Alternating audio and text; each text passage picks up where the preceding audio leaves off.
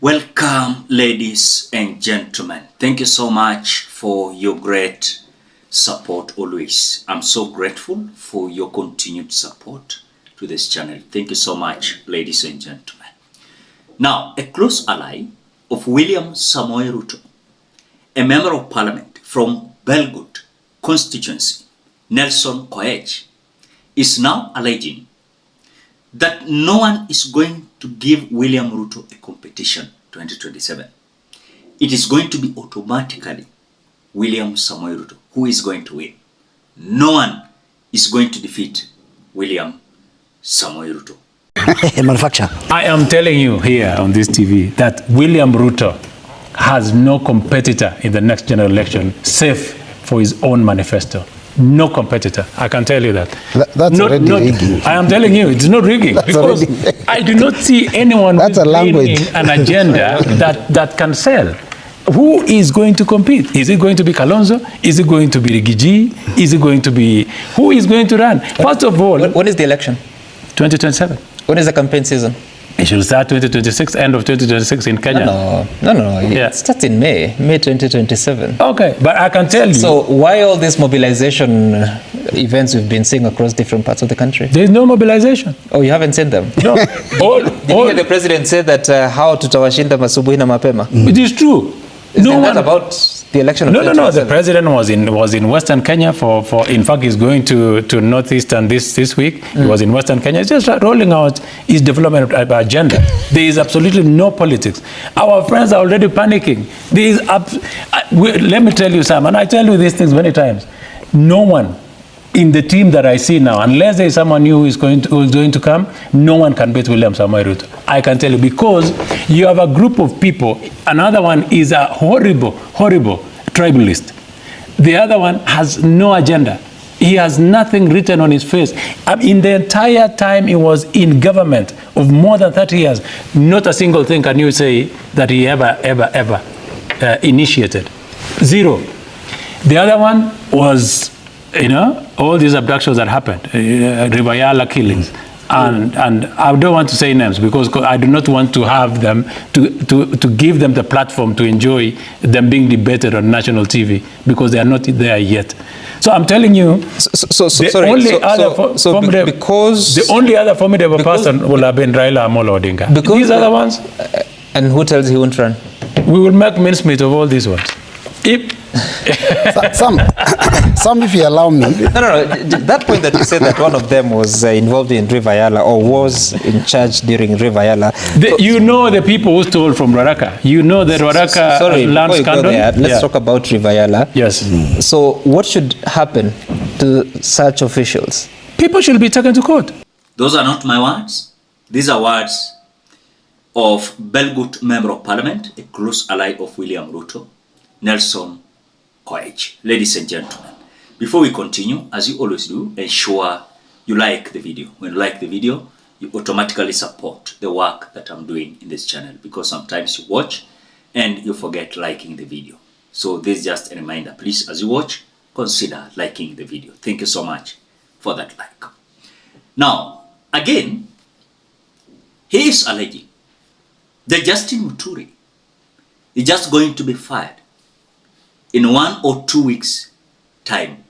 Right, so Mheshimiwa Koech, quickly, what is the problem here? Because CJ Koome is condemning the same thing. Can you see the Speaker Wetangula is condemning the same thing. CJ, the other two are running independent arms of government. Okay, this one is in the executive. He directly sits with the president. He should have raised. I have not seen Honorable Muturi say today during our cabinet meeting, I did raise the issue of abduction. I wish he can come out and say, I raised it before the president. But instead, running to mortuaries, running for press conferences. How do you know he hasn't? He should have said. I mean, he's been speaking. Asking you, how do you know he hasn't? He hasn't, because I also speak to colleagues who are in the cabinet. But they have taken the oath of secrecy on issues conversed in cabinet. They don't. But he has come out to defy that oath of secrecy. No, he's talking about what he thinks is going wrong in the country. There is nothing secret about raising an issue in the cabinet. Just hold on. I mean, you and I don't sit in cabinet. I'm just asking you a question that you're claiming he has not pursued it in cabinet. And I'm asking you, how would you know? Because I'm telling you, Sam, I'm young in politics, but there are things that I read through when I see individuals on certain quarters trying to raise them. And when I see CS Muturi going to the mortuary, when I see CS Muturi raising this matter of abductions in a press conference, when I see CS Muturi and his attitude of late, I know what is happening politically. He simply is a man who is daring the president to fire. And I'll tell you this before I close, that he has called for it, and you will see it. In a week or two, CS Muturi will be home. He'll be fired. He will be fired. How do you know that? I know. I am telling you, you asked me questions before, and I'm telling you, he has called for it. He has pinched the president's nose, and I can tell you for sure, he is a man going home. It can even be today. That must hurt. The Justin Muturi cannot criticize the government and politicize the abduction to taint a bad picture of William Ruto's government, yet he sits in the cabinet and he is the CS and is a close friend of William Samoei Ruto. So according to this member of parliament from Belgut, Nelson Koech, is alleging that all these rhetoric stories that Justin Muturi is trying to portray outside there through press briefing, it is just political.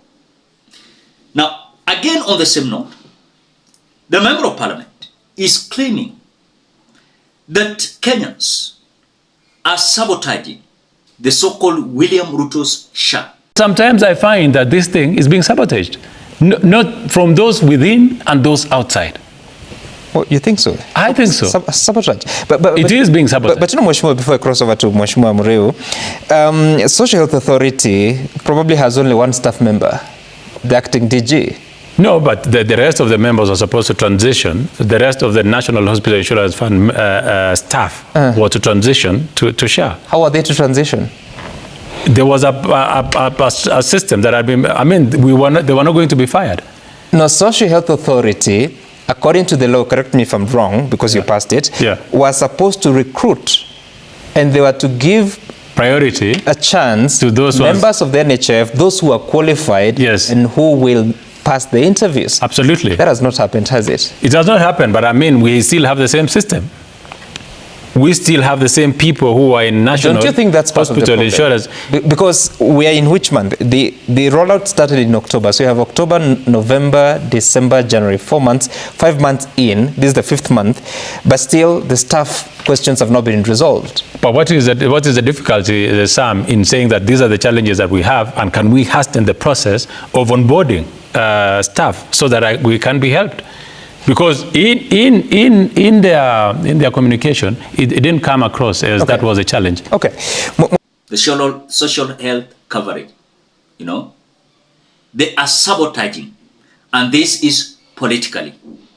So when I was just listening to him, some issues that he's trying to clarify, and you saw what some is trying to push him into a tight corner. At least we have clarifications.